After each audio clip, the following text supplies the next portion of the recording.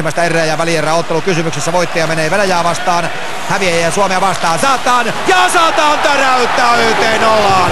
Miro Satanista alkaa nousta suuri sankari Slovakian joukkueelle, koska sieltä vasta hyökkäyksestä tämä kokenut kaveri, 37-vuotias Slovan Bratislavan pelaaja pommittaa Slovakialle 1-0 ja todella arvokas maali tänne erään loppupuolelle.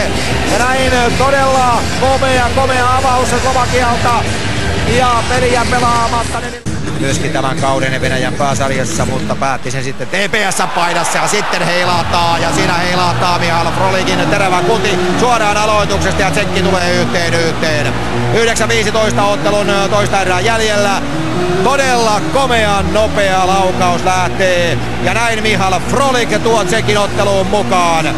Toinen maali tässä turnauksessa 30. Tiiviinä on Slovakki neljä jälleen edessä ja väliin pääsee kuin pääseekin siinä Slovakia. Sitten Miro Satan karkuun alivoimalla ja Miroslav Satan ilmiömäinen harhautus. Ja Miroslav Satan tällä 2-1 alivoimalla. Slovakia tekee jälleen hirmutekoja kaukalossa. Ja näin ollen, kun rangaistusta 23 sekuntia jäljellä, niin 37-vuotias kaveri nousee aivan mahtavaan rooliin 2-1. Katsokaa siellä omalla alueella, syötön katko ja sitten Satan karkuun. Kimppuun, nopea avausyritys, siihen pääsee Surovi väliin. Slovakialle tulee nyt sitten jälleen tilanne, Hudacek ja Hudacek leipoo 3-1. Oi näitä tsekkialueen virheitä ja Libor Hudacek tulee ja katsokaa näiden kavereiden peivaamista. Jakub Kovas viedään jälleen aivan väärälle pysäkille. 15,5 minuuttia ottelu kolmatta erää jäljellä ja Slovakia tulee 3-1 johtoon ja oi tätä riemun tunnetta täällä katsomossa tällä hetkellä.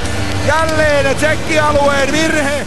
Joka mies pistää itsensä täydellisesti likoon. Haara yhdellä kädellä ja näin tulee näiden kisojen ylivoimaisesti hirmuisin sensaatio. Slovakia menee vuoden 2012 loppuotteluun. Aivan mieletön paukku.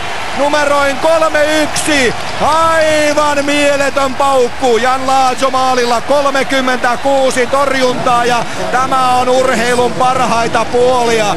Näin lähti lauluun Kanada. Sitten lähti Tsekki pronssiootteluun.